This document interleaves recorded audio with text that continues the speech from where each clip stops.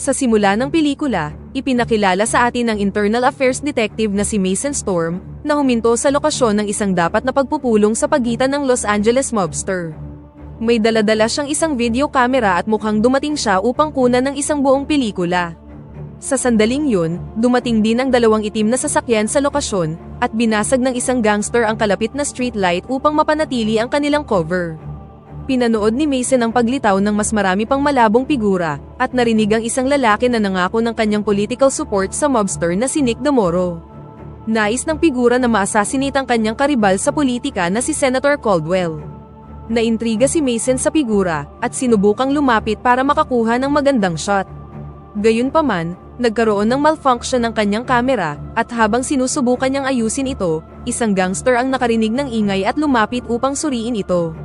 Nakita ni Mason ang lalaki at inatake siya habang papalapit ito sa kanya. Para hindi malantad, nagpa siya si Mason na tumakbo at hinabol siya ng mobster, ngunit sa huli ay nakatakas ang ating bida. Lumalabas na ang politiko ay si Assemblyman Vernon Trent, na inutusan ng mobster na patayin kung sino man yun. Sa sumunod na eksena, ipinakita sa atin ng partner ni Mason na si Carl Becker, na nakatanggap ng tawag mula kay Mason, na nagsimulang magkwento tungkol sa pagpupulong ng mobster na si Nick sa isang figura, at ang kanilang plano na patayin ang senador. Lingid sa kaalaman nila, may ilang tiwaling pulis ang nakikinig sa kanilang usapan. Kalaunan, huminto si Mason sa grocery store para kumuha ng isang champagne. Nang hindi inaasahan, ilang thugs ang pumasok na may hawak na baril at kutsilyo. Inutusan nila ang kahero na ibigay ang pera mula sa rehistro, ngunit ang matanda ay masyadong matigas ang ulo. Kinuha niya ang isang baseball bat, kaya nagpa siya ang mga thugs na barilin siya. Nang makita ito, mahinahong naglakad si Mason papunta sa thug at mabilis na dinisarmahan siya. Ang isa pang thug ay mabilis na napabagsak ni Mason gamit ang Bushido moves, na namilipit sa sakit sa sahig. Ang huling lalaki ay bumunot ng kutsilyo at nagbantang papatayin siya. Come on, punk! Come and cut my heart out. Ngunit ibinabalang ni Mason ang kanyang baril at hinimok siyang umatake. Nag-alinlangan ang lalaki dahil sa kaba, kaya naisipan ni Mason na lumuhod. Sa huli, umatake din ang lalaki, ngunit pinabagsak siya ni Mason at binali ang kanyang binti. Hindi nagtagal, dumating na ang mga pulis sa pinangyarihan, habang si Mason naman ay umuwi na sa kanyang anak at asawa. Habang nasa sasakyan, nakinig siya sa audio recording at sinabi na parang kilala niya ang boses ng figura. Ilang sandali pa, nakarating na siya sa bahay kung saan binati siya ng kanyang asawa na si Felicia. Pagkatapos ay nagtungo sila sa silid ng kanilang anak at nakita siyang natutulog. Nang magising si Sonny, ibinigay sa kanya ni Mason ang stuffed toy na nakuha niya mula sa tindahan. Pagkatapos ay pinatulog na nila si Sonny, bago pumunta sa ibaba para uminom ng wine at nagsimulang maglampungan. Lingid sa kaalaman nila, isang pangkat ng mga hitman ang pumunta sa kanilang apartment. Habang nagsisimulang magromansahan ang dalawa, ang pangkat ay pumasok na sa silid. Nagawa ni Mason na patayin ang isa at nagawang masugatan ang isa pa, ngunit sa huli, siya at si Felicia ay walang awang pinagbabaril. Sa kabilang panig ng bayan, isa pang pangkat ng mga lalaki ang nagawang patayin si Becker sa kanyang tahanan. Habang nagtatanim ng ebidensya ang mga lalaki at kinukuha ang lahat ng tape sa paligid ng apartment ni Mason, dahan-dahan silang nilapitan ni Sonny. Nang makita siya, pinagbabaril ng mga lalaki ang kawawang bata, na agad na tumakbo at nagawang makatakas sa bintana sa kanyang silid. Nagmamadaling bumalik ang mga lalaki sa van, at dito nabunyag na sila ang mga pulis na si Max Quintero at Jack Axel. Pagkatapos ay ipinakita sa atin ng Internal Affairs Lieutenant na si Jerry O'Malley, na dumating sa isang ospital at nakita si Trent doon na nakikipag-usap sa mga reporter, at may paiyak-iyak pa tungkol sa pag-atake sa pamilya ni Mason. Nandoon din si Captain Dan Holland, na nakitang sinusugod si Mason ngunit hindi nagpakita ng pag-aalala sa kanya. Ipinahiwatig niya na si Mason ay isang maruming pulis, ngunit inatake siya ni Jerry, nagbabala sa kanya na huwag dungisan ang pangalan ni Mason kung hindi ay magkakasubukan sila. Iginiit ni Dan na ito ang kanilang pagsisiyasat, ngunit sinabi ni Jerry na kukunin niya ang kaso dahil merong dalawang namatay na pulis at may sangkot na droga. Sa sandaling yun, isang doktor ang nagulat sa kanila na pumanaw na si Mason. Nang makaalis na si Dan, isa pang doktor ang lumapit kay Jerry at sinabing nagawa nilang buhayin si Mason. Nagmamadaling pumunta si Jerry sa kanya, at sinabihan ng doktor na panatilihing sikreto ang paggaling ni Mason hanggang sa makuha niya ang mga sagot na kailangan niya. Pagkatapos ay nakita ni Jerry ang tape sa loob ng damit ni Mason at nangako sa kanyang kaibigan na bibigyan siya ng hustisya. Makalipas ang 7 taon, si Mason ay nasa isang coma at nakarehistro sa pangalang John Doe. Inaalagaan siya ni Nurse Andy, nakaswal na binibiro ang kanyang pasyente sa laki ng kanyang alaga. Please wake up. Hindi nagtagal pagkatapos umalis ni Andy, nagsimulang gumalaw ang kamay ni Mason, na naging sanhi upang magbip ang kanyang makina. Napansin ito ni Andy at lumapit upang suriin ang pasyente, at laking gulat niya nang makitang gising na si Mason. Kalaunan, si Andy, kasunod ng mga utos na iniwan sa file ni Mason, ay tumawag sa Police Internal Affair. Nakipag-usap siya kay Sergeant Goodhart at nalaman na hindi na nagtatrabaho si Jerry sa departamento. Kinuha ni Sergeant Goodhart ang impormasyon ng nurse at inutusan siyang huwag itong banggitin sa iba. Samantala, nanunood si Mason ng balita at nakita si President Bush na hinalikan ang isang baboy. Ilang sandali pa, dumating si Andy at sinabi sa kanya na magiging sikat siya dahil siya ang unang taong gumaling sa 7 taong coma. Ngunit sinabi sa kanya ni Mason ang tungkol sa nangyari sa kanyang pamilya at nagbabala na kailangan niyang umalis sa lalong madaling panahon o pareho silang mamamatay. Sa tingin ni Andy ay nagdedeliryo lang siya at pagkatapos ay umalis na sa silid. Hindi nagtagal, dumating ang kanyang therapist para sa kanilang session, at sa sandaling yun, si Jack Axel, na nakadisguised bilang isang doktor, ay pumasok sa ospital at humingi ng listahan ng mga pasyente. Pagkatapos ay pumunta siya sa floor ni Mason at nagsimulang maghanap sa paligid para sa kanya, ngunit nakita niyang wala na siya doon. Sa sandaling yun, dumating ang isang naghihinalang security guard, na inutos na makita ang kanyang ID. Gayunpaman, dahan-dahang lumapit si Axel, bago pinatay ang gwardya. Samantala, si Mason at ang kanyang therapist ay pabalik na sa kanyang silid, nang tawagin ni Axel ang therapist sa ilalim ng pagkukunwari na nangangailangan siya ng tulong, ngunit binaril niya din siya. Buti na lang at na-distract siya ni Andy, na nagbigay ng oras kay Mason upang makatakas sa emergency door. Ginamit ni Mason ang isang walis para tulungan ang sarili na makasakay sa elevator, at halos maabutan na ng assassin na humahabol sa kanya. Samantala, nakita ni Andy ang 2 patay na staff ng ospital at sinubukang tawagan ang mga pulis, ngunit putol ang mga linya. Dahil dito, naghanap si Andy ng tulong, at nakasalubong si Mason sa may elevator, na nagsabi sa kanya kung ano ang nangyayari. Nang makarating sila sa ground floor, itinulak siya nito palabas ng gusali hanggang sa makapunta sila sa parking lot. Nagawa nilang makasakay sa kanyang sasakyan at mabilis na tumakas, at wala nang nagawa si Axel kundi panoorin na lang sila. Sa ibang bahagi ng lungsod, si Vernon Trent, na ngayon ay senador na, ay nagsasalita sa isang anti-gun rally.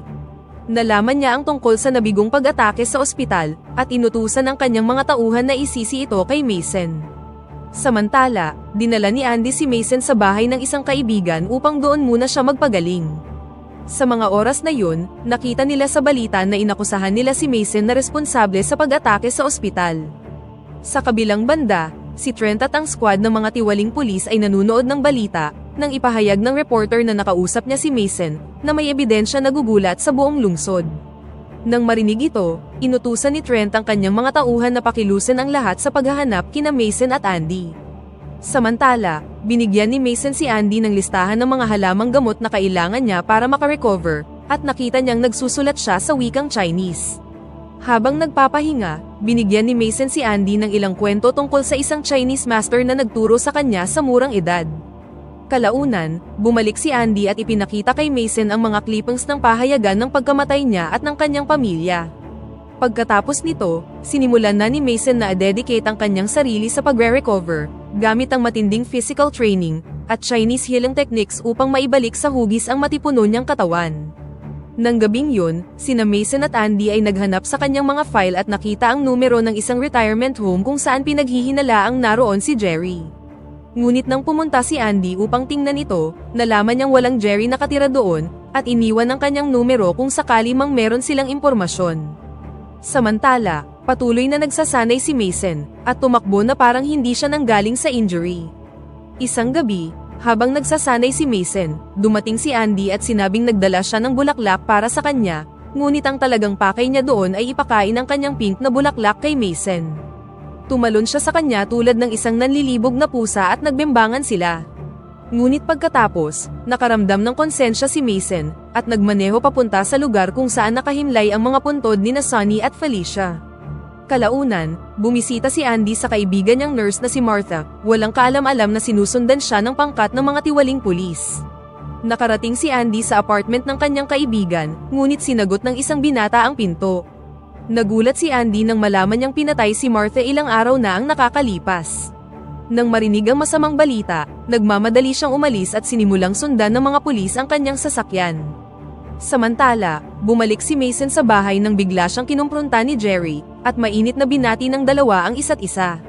Sa kanilang pag-uusap, ipinahayag ni Jerry na talagang buhay pa si Sunny, na nagtago sa kanyang bahay noong gabi ng pag-atake.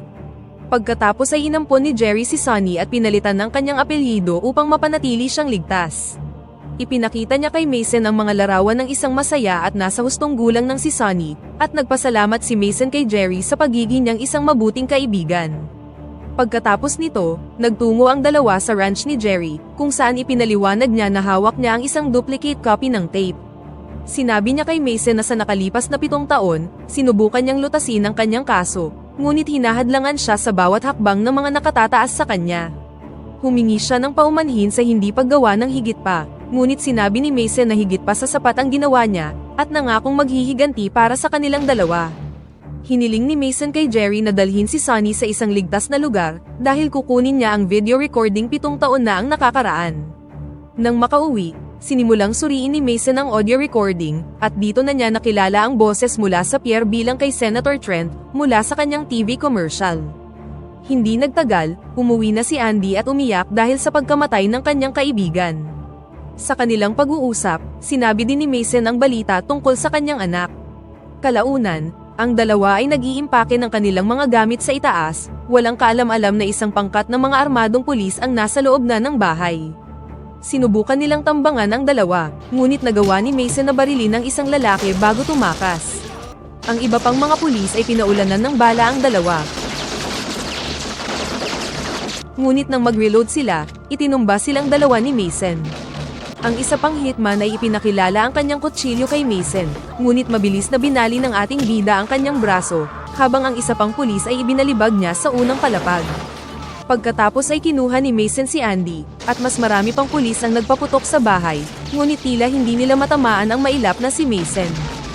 Pinaputukan nila ang bawat sulok ng bahay, ngunit ihinagas ni Mason ang isang granada, na nagbigay sa kanila ng pagkakataong makalabas.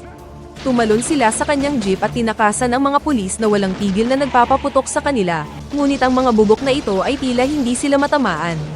Ang mas nakakatawa pa, nagawa pang banggain ni Mason ang dalawang pulis, na tila nakalimutan kung paano paganahin ang kanilang mga paa. Sa huli, nakatakas silang dalawa at habang nasa daan, nakita ni Mason ang ilang kalalakihan kasama ang kanilang sasakyan. Nang walang kahirap-hirap, ang mga lalaki ay nakipag-swap sa kanila ng sasakyan nang walang kahit na isang issue. Pagkatapos ay nagtungo sina Andy at Mason sa dati niyang tahanan, na nire-renovate ng bagong may-ari sa mga oras na yun. Nagpanggap si Andy bilang isang buyer, na nagbigay kay Mason ng pagkakataon na makuha ang kanyang napakalaking kamera. Kalaunan, sinundo ni Jerry si Sunny mula sa paaralan, at nagmamadali silang umuwi. Pagkatapos ay nag-iwan si Jerry ng mensahe para kay Mason sa isang malapit na hotel, bago nagmamadaling nag-impake at umalis ng bahay. Kinagabihan, dumating sina Mason at Andy sa hotel at natanggap nila ang mensahe ni Jerry, na nagsasabing magkita sila sa istasyon ng tren. Sa mga oras na yun, nakita ni Mason ang mga tiwaling pulis sa gusali at nagmamadaling sinubukang tumakas kasama si Andy. Ngunit sa huli, napalibutan sila ng mga pulis, na pinangungunahan ni Captain Dan. Nang makakuha ng pagkakataon, sinipa ni Mason ang pinakamalapit na pulis sa glass window, at ginamit ang kaguluhan upang kunin si Andy at makatakas. Sa istasyon ng tren, bumili si Jerry ng kanilang mga tiket, bago ibinunyag kay Sunny na buhay ang kanyang ama at magkikita silang muli. Sa sandaling yun, dumating ang 3 kahina-hinalang pulis, kaya lihim na iniabot ni Jerry ang tape kay Sunny. Tumakbo si Sunny at sinubukan ni Jerry na pigilan ang mga lalaki, na nauwi para matamaan siya ng isang bala. Nagawang patayin ni Jerry ang isang pulis, nang hihinang tumayo sa kanyang mga paa at tinamaan ng ilan pang bala, bago pinatumba ang isa pang pulis. Sa kabutihang palad, dumating sina Mason at Andy sa train station sa tamang oras, para lang makita si Sonny na hinahabol ng mga pulis, at agad na sumunod si Mason sa kanila. Tumakbo si Sonny para sa kanyang buhay sa buong lungsod, at nagawang maisahan ang mga humahabol na lalaki. Nang malapit na siyang mahuli, naabutan sila ni Mason at pinatumba ang tiwaling pulis. Nagsimulang maglaban ang dalawa, ngunit madaling nakuha ni Mason ang kalamangan at dinisarmahan siya. Pagkatapos ay tumakbo si Sonny kay Mason at niyakap siya, ngunit napilitan silang tumakas nang dumating ang mas marami pang pulis.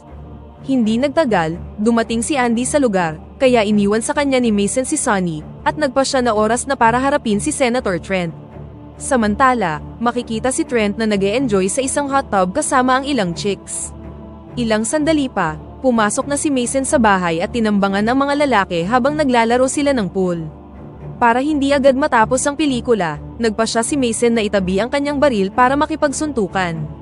Madali niyang napabagsak ang mga lalaki gamit ang pool stick. Ang huling lalaki, si Jack Axel, ay bumunot ng kutsilyo, ngunit tinusok siya ni Mason gamit ang pool stick, na ikinamatay ng lalaking bumaril sa kanyang asawa. Nasa bahay ding yun si Captain Dan, na nakita ang isang panunuya mula kay Mason, kaya't binunot niya ang kanyang baril at nagsimulang maghanap. Sa sandaling yun, nakatagpo niya ang lahat ng mga patay na pulis sa kabilang silid, bago kinakabahang nagpatuloy. Tinakot siya ni Mason, dahilan para ubusin niya ang lahat ng kanyang bala, bago siya sinampal ni Steven sa mukha. Kinuha ni Dan ang isang fire poker at hinampas si Mason, na agad siyang sinunggaban at ginamit ang sarili niyang necktie para baliin ang kanyang leeg.